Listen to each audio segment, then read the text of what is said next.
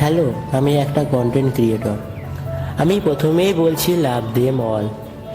এখানে ভালোবাসার কথা বলা হচ্ছে এই অবলা প্রাণীদের প্রতি, যা আজ আমাদের কিছু নিকৃষ্ট মানের মানুষের জন্যই অবহেলিত হচ্ছে।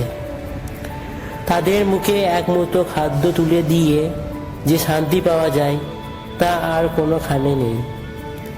তারা আমাদের মতো রোজগার করতে পারেন, তারা আমাদের ওপরেই নির্ভরশীল থাকে।